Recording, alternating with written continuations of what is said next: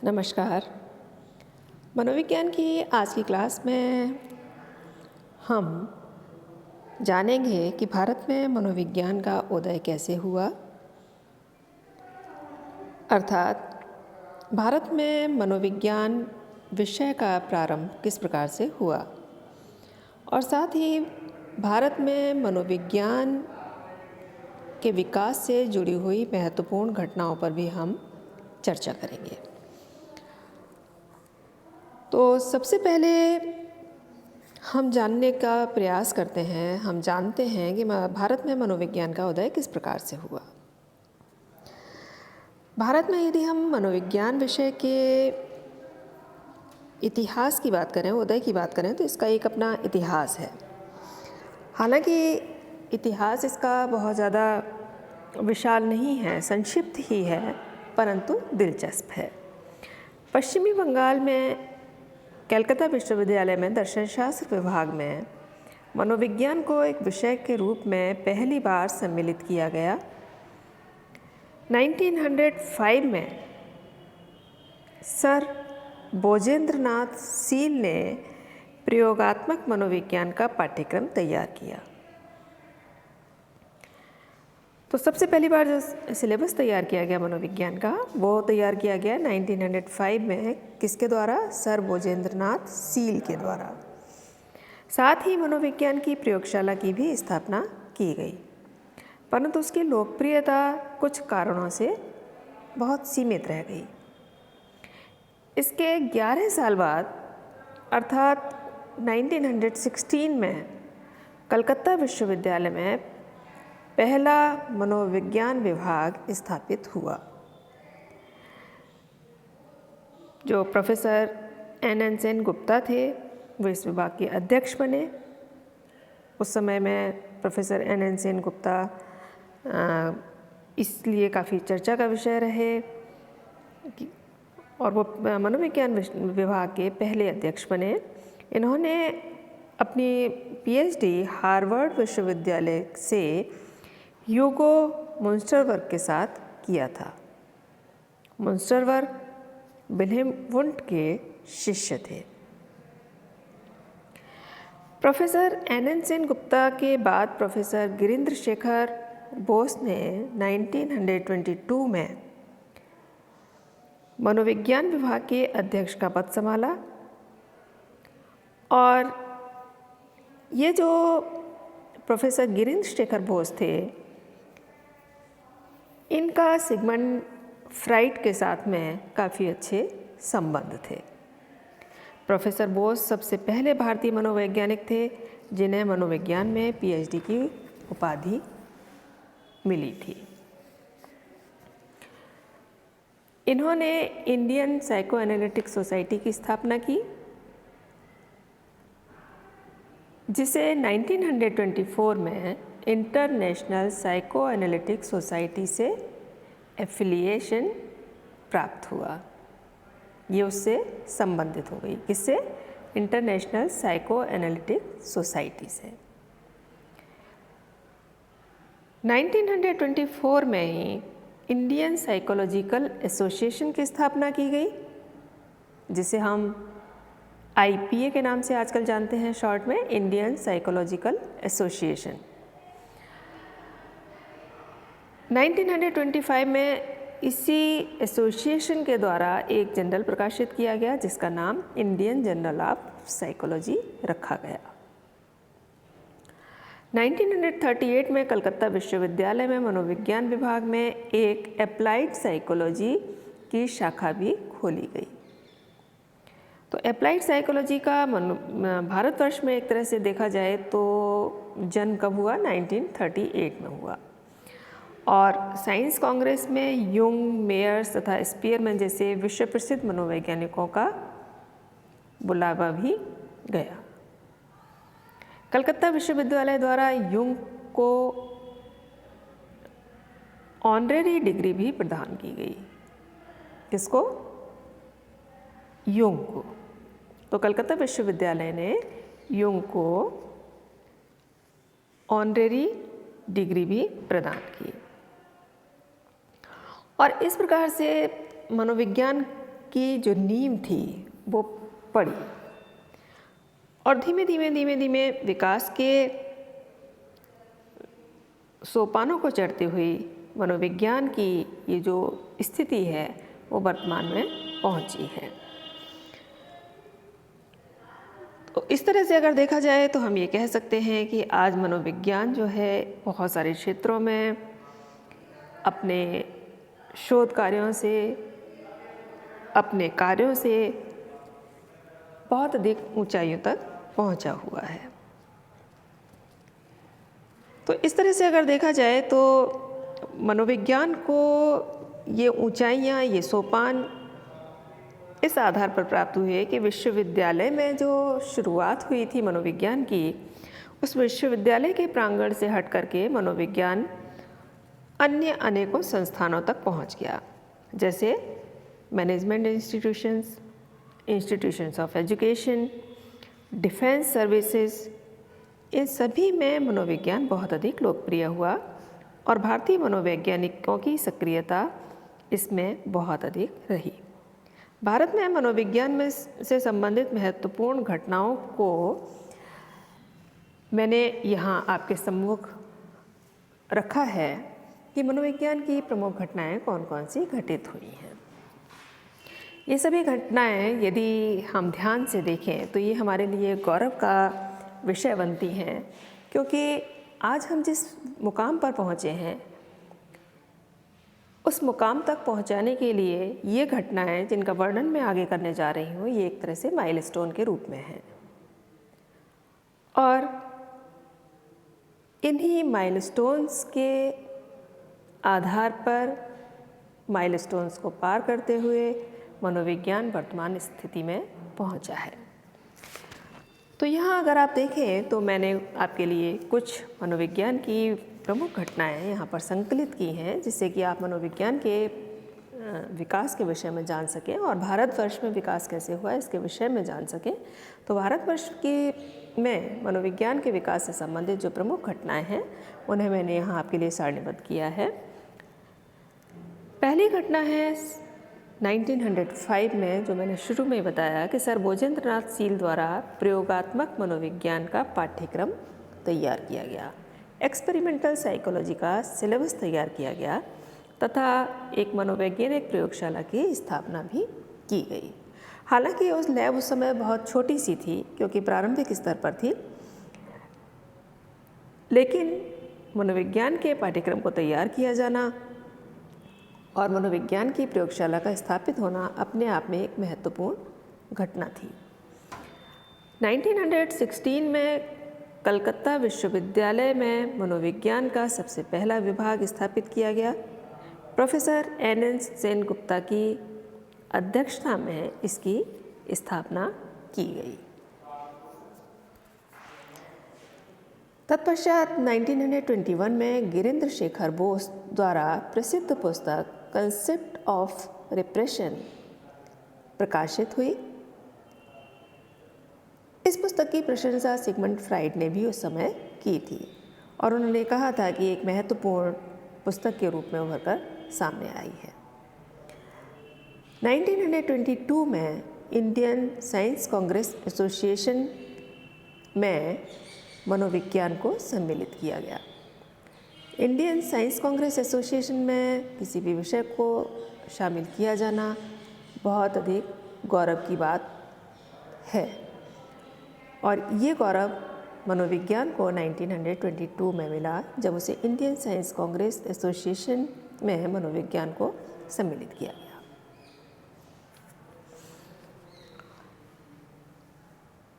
Nineteen 1922 में ही Indian psycho analytic society की स्थापना की गई और ये Indian psycho analytic society Calcutta विश्वविद्यालय में बनाई गई। 1925 में इंडियन साइकोलॉजिकल एसोसिएशन की स्थापना हुई भारतवर्ष में साइकोलॉजिकल एसोसिएशन की स्थापना भी इसमें एक माइलस्टोन का काम किया इसने, इंडियन साइकोलॉजिकल एसोसिएशन, जिससे कि विषय को विस्तार देने का काम, विषय को विकसित करने का कार्य प्रारंभ किया जा सके। तो इंडियन साइकोलॉजिकल एसोसिएशन की स्थापना 1925 में हुई। 1926 में इंडियन जर्नल ऑफ साइकोलॉजी का शुभारंभ हुआ। मैं स्टूडेंट्स को बताना चाहती हूँ कि जो जर्नल्स हैं, ये जितने भी प्रकार के शोध होते हैं उन शोध से संबंधित जर्नल होते हैं और हर एक विषय के अपने अपने जर्नल हैं। इसमें उस विषय से संबंधित जो भी शोध कार्य होते हैं, जो भी नई खोज होती है, उनको प्रकाशित किया जाता है। तो इंडियन जर्नल ऑफ साइकोलॉजी का शुभारंभ 1926 में हुआ। 1938 में कलकत्ता विश्वविद्यालय में अप्लाइड साइकोलॉजी का शुभारंभ हुआ। अप्लाइड से मतलब है जो हम अपने वर्तमान जीवन में अप्लाई कर सकें, उस मनोविज्ञान का शुभारंभ हुआ। 1938 में भी मायर्स, यूंग और स्पीयरमैन द्वारा इंडियन साइंस कांग्रेस में भाग लिया गया। तो ये भी एक बहुत महत्वपूर्ण घटना है कि मनोवैज्ञानिकों के तौर पर मायर्स, यूंग, स्पीयरमैन द्वारा इंडियन साइंस कांग्रेस में भाग लिया गया। ये वे विदेशी मनोवैज्ञानिक हैं जिन्होंने इस समय तक अपना स्थापत्य मनोविज्ञान में जमा रखा था और उनका स्थापित हो चुके थे पूरी तरह से और बहुत ही प्रसिद्ध मनोवैज्ञानिकों की श्रेणी में थे। तो मायर्स, यूंग और स्पीयरमैन जब भारतवर्ष में इंडियन साइंस कांग्रेस का कार्यक्रम हुआ तो इसमें इन महान मनोवैज्ञानिकों ने इसमें भाग लिया। 1940 में कलकत्ता में लुम्बिनी पार्क मानसिक आरोग्यशाला का शुभारंभ किया गया। तो 1940 भी इस दृष्टि से अगर देखा जाए तो बहुत अधिक महत्वपूर्ण है, क्योंकि मानसिक आरोग्यशाला या मेंटल हॉस्पिटल की स्थापना लुम्बिनी पार्क में की गई, जो लुम्बिनी पार्क कैलकाटा में। और इस प्रकार से अगर देखा जाए तो कैलकाटा मनोविज्ञान के लिए बहुत ही महत्वपूर्ण एक क्षेत्र के रूप में उभर कर सामने आया। 1945 में एक शोध में मनोवैज्ञानिक विंग की शुरुआत की गई, साइकोलॉजिकल विंग की डिफेंस सर्विसेज में। तो डिफेंस सर्विसेज में रक्षा शोध में मनोवैज्ञानिक विंग की स्थापना बहुत महत्वपूर्ण ये भी एक घटना है कि जिससे कि रक्षा विभाग से जुड़े हुए व्यक्तियों को उनकी समस्याओं को मानवीय दृष्टि से समझने का प्रयास किया जा सके और उन समस्याओं को दूर करने का प्रयास भी साथ ही किया जा सके। 1946 में मनोवैज्ञानिक शोध एवं सेवा संस्थान, जिसे आप कहेंगे इंग्लिश में institute of psychological research and service का पटना विश्वविद्यालय में शुभारंभ हुआ। किसका? मनोवैज्ञानिक शोध एवं सेवा संस्थान का, जिसमें कि मनोविज्ञान से संबंधित जितनी भी रिसर्चेज थी वो रिसर्चेज भी होती थी और साथ ही सेवा संस्थान भी था, जिससे कि मनोरोगियों और मानसिक रोगों से पीड़ित व्यक्तियों का समस्याओं का समाधान भी उसमें किया जा सके। 1947 में श्री अखिलानंद द्वारा हिंदू मनोविज्ञान का प्रकाशन किया गया। उसके बाद 1949 में भारत के डिफेंस साइंस ऑर्गेनाइजेशन में मनोवैज्ञानिक शोध विंग की स्थापना की गई। तो डिफेंस साइंस ऑर्गेनाइजेशन जो थी, पहले रक्षा विंग में इसकी स्थापना की गई और फिर उसके बाद में भारत में डिफेंस साइंस ऑर्गेनाइजेशन जो थी उसमें भी मनोवैज्ञानिक शोध विंग की स्थापना की गई। 1955 में national institute of mental health and neuro science का सेंटर जिसे शॉर्ट में निम्हांस कहा जाता है, और ये बहुत ही महत्वपूर्ण संस्थान के रूप में वर्तमान में भी कार्य कर रहा है, बेंगलोर में स्थापना की गई। तो national institute of mental health and neuroscience या निम्हांस का सेंटर जो था वो बेंगलोर में स्थापित हुआ 1955 में। 1962 में रांची में मानसिक रोगों के अस्पताल की स्थापना की गई। रांची का मानसिक रोगों से के व्यक्तियों से संबंधित जो हॉस्पिटल है वो वर्तमान में भी काफ़ी महत्वपूर्ण हॉस्पिटल्स की श्रेणी में आता है। 1966 में Indian academy of applied psychology की स्थापना की गई। तो Indian academy of applied psychology की स्थापना या IAAP की स्थापना 1966 में की गई। 1968 में या 1968 में प्रोफेसर जे पांडे द्वारा साइकोलॉजी इन इंडिया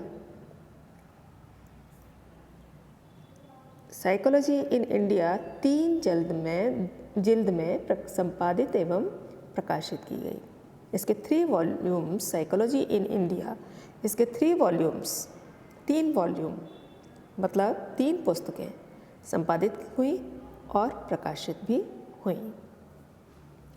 1968 में Indian association of clinical psychology की स्थापना हुई।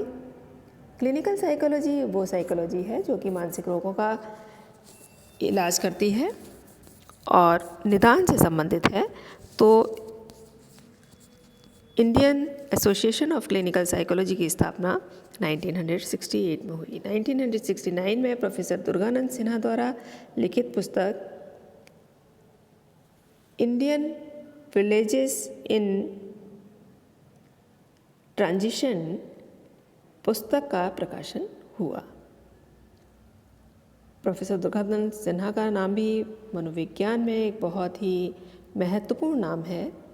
मनोविज्ञान के विद्यार्थियों के लिए ये बहुत ही महत्वपूर्ण नाम की श्रेणी में आता है और इन्होंने इंडियन विलेजेस इन ट्रांजिशन नामक पुस्तक का प्रकाशन 1969 में किया।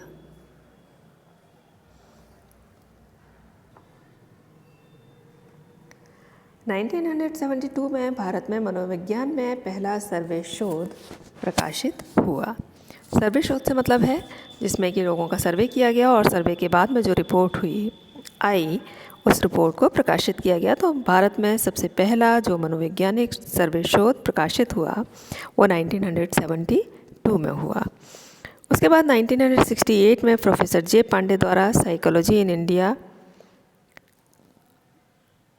3 जिल्द में संपादित एवं प्रकाशित हुई। ये मैंने आपको बता दिया है। 1980 में international association for cross cultural psychology की अंतर्राष्ट्रीय कांग्रेस भुवनेश्वर में संपन्न हुई। अंतर्राष्ट्रीय कांग्रेस, इंटरनेशनल कांग्रेस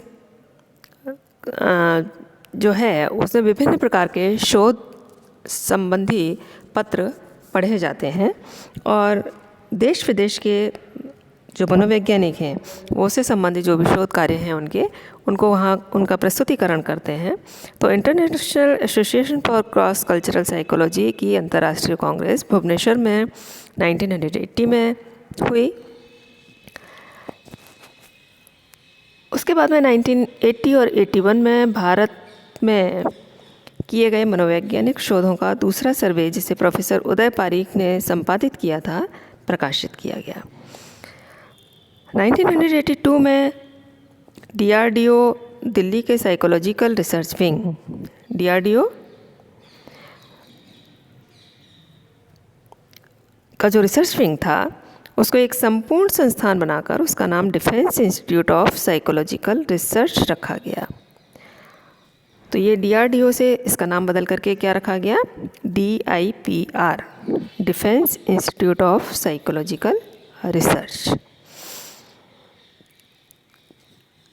उसके बाद 1982 में ही एसोसिएशन ऑफ जेरोंटोलॉजी इंडिया का गठन हुआ। एसोसिएशन ऑफ जेरोंटोलॉजी का मतलब है जो वृद्ध व्यक्तियों से संबंधित एसोसिएशन है। वृद्धावस्था से संबंधित समस्याओं का अध्ययन करने के लिए एसोसिएशन का गठन किया गया। 1989 में नेशनल एकेडमी ऑफ साइकोलॉजी की स्थापना की गई। 1991 में एनसीईआरटी द्वारा मानसिक मापन पर प्रथम पुस्तिका प्रकाशित हुई कि हम मानसिक जो प्रक्रियाएं हैं उनका मापन किस प्रकार से कर सकते हैं। प्रारंभ में ये माना जाता था कि मानसिक प्रक्रियाओं का मापन किया जाना अत्यंत दुष्कर कार्य है, क्योंकि उन चीज़ों का मापन किया जा सकता है जिन्हें कि घनत्व के आधार पर हम देख सकते हैं और महसूस कर सकते हैं। लेकिन यहाँ मानसिक प्रक्रियाओं का जब अध्ययन की बात आती थी और इसके मापन की बात आती थी तो ये एक दुष्कर कार्य समझा जाता था। लेकिन 1991 में एनसीईआरटी द्वारा मानसिक मापन पर प्रथम पुस्तिका प्रकाशित की गई और 1998 में एनसीईआरटी द्वारा मानसिक मापन पर दूसरी पुस्तिका का प्रकाशन किया गया। अभी तक इससे पहले जो कार्य हो रहा था वो विदेशों में हो रहा था और उसी कार्य के आधार पर ही भारतवर्ष में भी कार्य हो रहा था, लेकिन ये पहली पुस्तिका थी और 91 में और 98 में दूसरी पुस्तिका थी जो भारतवर्ष में ही तैयार हुई और एनसीईआरटी ने इसको प्रकाशित किया। 1999 में भारत सरकार द्वारा national policy on older persons की घोषणा की गई। वृद्ध व्यक्तियों के लिए नेशनल पॉलिसी की उद्घोषणा की गई। 2000 में प्रोफेसर जे पांडे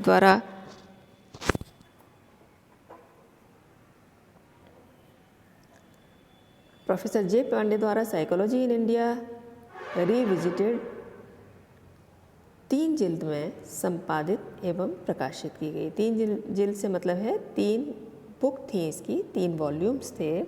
उन 3 वॉल्यूम्स का संपादन एवं प्रकाशन किया गया। किसका? साइकोलॉजी इन इंडिया रिविजिटेड, और इसका संपादन और प्रकाशन किया प्रोफेसर जे पांडे ने।